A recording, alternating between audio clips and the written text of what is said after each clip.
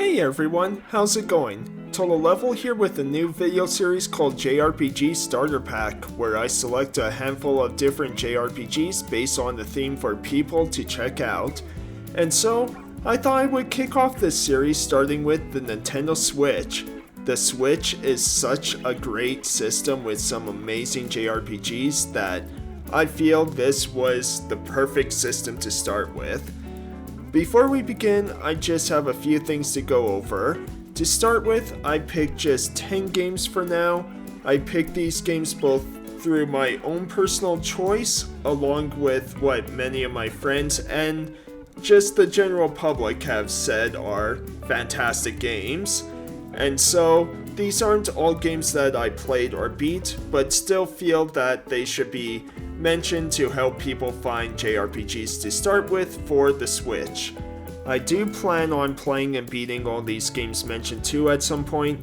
There's going to be one game on here that I will cheat on by including 3 games in one, just so you know. I also picked JRPGs that I personally have in my own library, so there won't be games like Final Fantasy or Dragon Quest as I have those for other systems.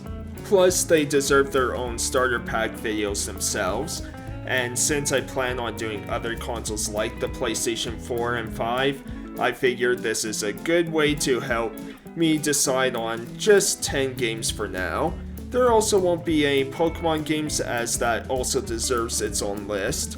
I do plan on covering more Switch JRPGs in this series later on, so if there's a game you feel that I left out, just let me know in the comments down below. Also, let me know which consoles or game series you would like me to cover for this video series I'm doing.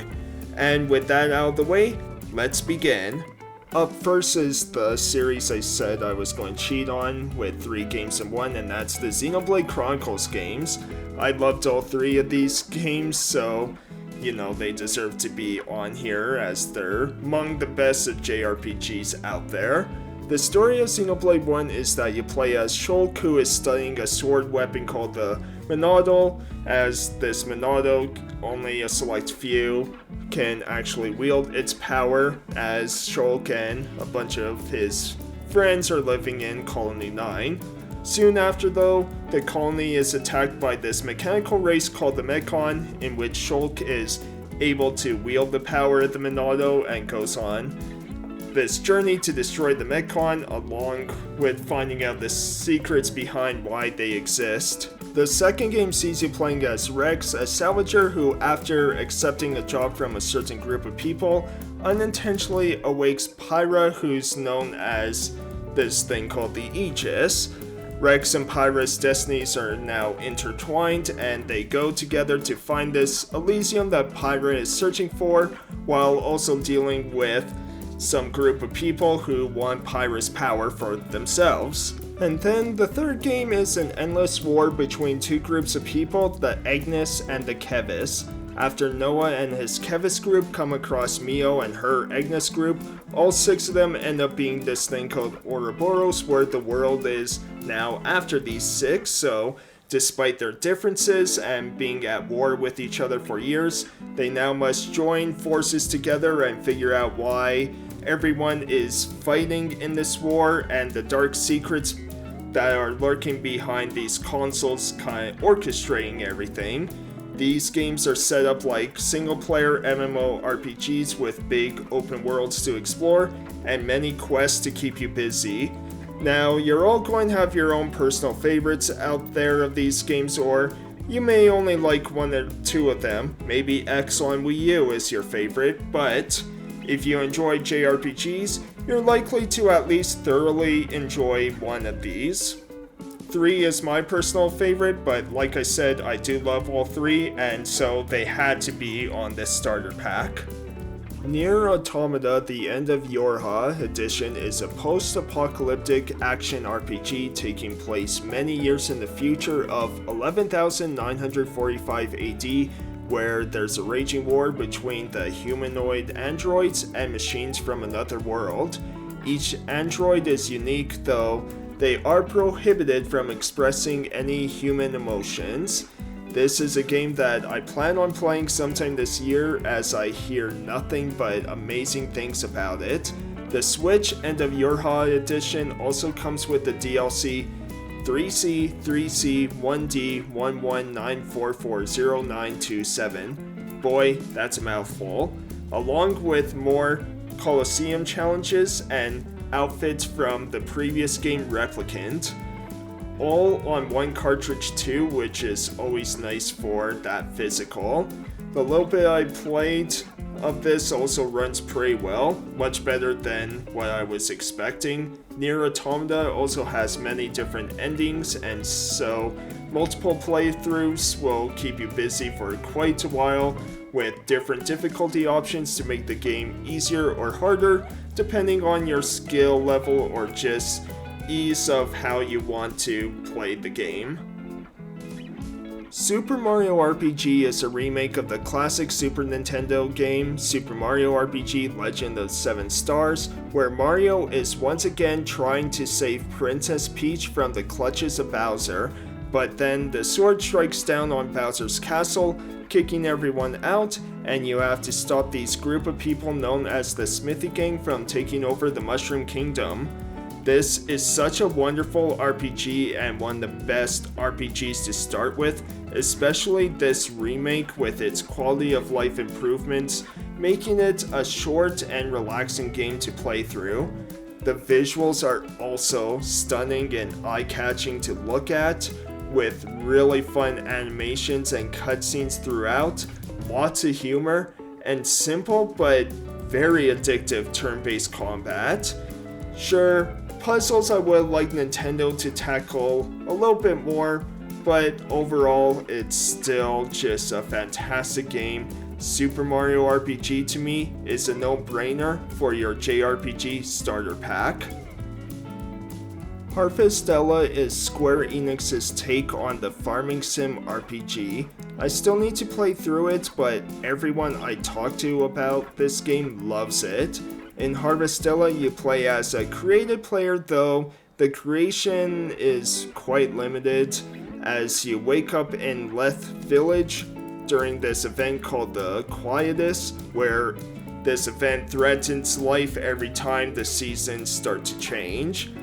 You are saved by a doctor named Cress, and since she helped you out, you help out the town through your own farming and exploration through the world.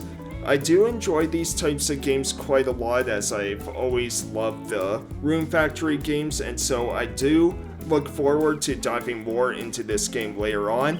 While I personally can't say too much about Harvestella, I feel it deserves to be on here just based on what I hear about it from others. I'm excited to tackle this game, just have to get through a few others first. Persona 5 Royal is the definitive edition of an already terrific game. Now yes, there are things that both Atlus and Sega are doing that I'm not too happy with, but regardless of all that, Persona 5 Royal is amazing. Playing as the silent protagonist who's falsely accused of assaulting a man, and so he must transfer to a new school, you soon discover the power to enter a person's corrupted heart and steal their desires to change their hearts as the Phantom Thieves with your personas. The Royal version also has added 2 characters of Yoshizawa and Dr. Maruki, both amazing additions that feel just so natural to the story and add so much more to this game. The version on the Switch, along with the PS5, Xbox Series X, and PC ones, have lots of DLC and personas to make the experience easier for you if you need it or just want it, right? I love this game so much. I love these characters. Makoto is one of my favorites, and there's not too many games out there that made me feel so many types of emotions while playing, especially anger to change those hearts. It's just a fantastic game. Live Alive is another remake on this list of one of those long-lost JRPGs we never got outside of Japan until 2022. Also, I hope I'm saying the name right, as I'll just go with Live Alive, but let me know if that's the wrong way to say it. Anyways, in Live Alive, you play as 8 different characters from 8 different timelines. You got Wild West, you got like Edo Japan, the future, prehistoric, and more, making for a very unique experience. Gameplay for each is also unique for each timeline, where you may need to use stealth or maybe telepathy to learn some information. Battles are fought on this 7x7 grid where you can use skills whenever, though some may need multiple turns to charge. The 2D HD pixel art graphics is always gorgeous to look at, as this won't be the last game on here to feature that style. It's great that we have finally started to get some re-releases and remakes of older titles that fans have been begging for years.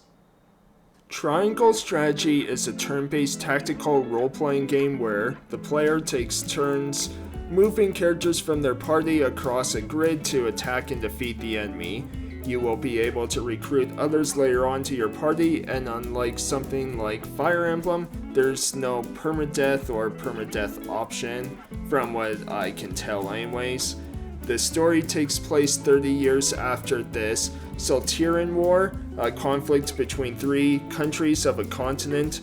Playing as Serona Wolfwart, you will be traveling and negotiating with the different nations to hopefully end conflict within. Another game that I hear many talk about, I just started this game myself as I do enjoy, these tactical RPGs, even though I'm terrible at them. So far I'm enjoying it, though I will say the beginning is quite a slog to get through, as there's a lot of dialogue and build up. It still needed to be on here though, from what everyone else said, and I'm sure I'll be hooked on Triangle Strategy myself soon enough. Despite being part of the series, Bravely Default 2 is set in a new world apart from the previous games.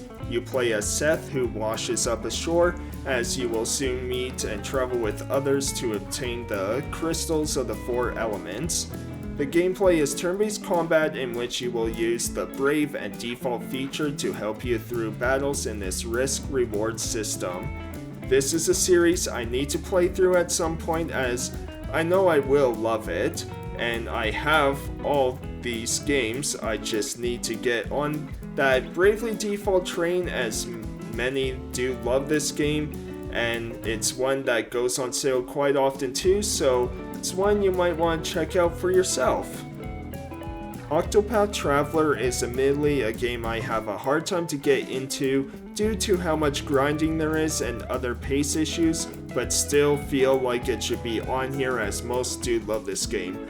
I do plan on playing through it at some point, as I love that 2D HD style so much, and the whole idea of 8 characters that meet up with all these different skills and backstories is really cool to me. The turn-based combat is quite fun too, as it has a boost system that's a bit similar to Bravely Default. I just need to find the time to try and get through Octopath Traveler.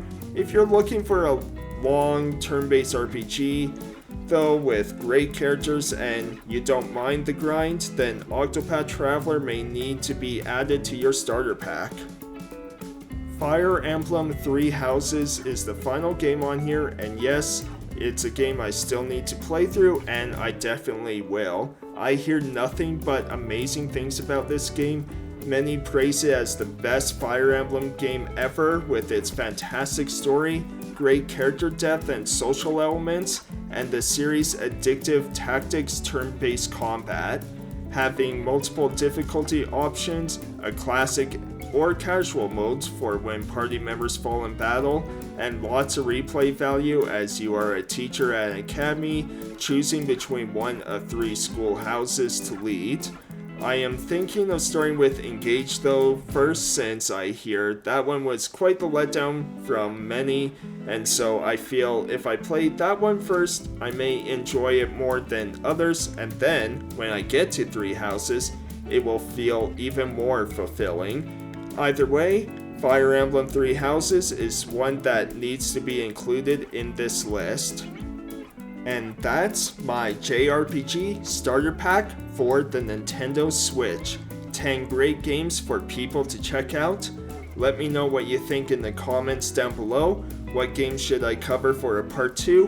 What other consoles should I cover, along with game series that should be part of this JRPG starter pack list? Let me know. And as always, thanks for watching everyone. I'll see you next time. Have a great rest of your day. Hey everyone, hope you enjoyed the video. If you did, be sure to leave a like and comment, and subscribe if you want to see more, or if you just want to see any of my skits and then nothing else and leave the video, that's fine too. Thanks everyone, take care.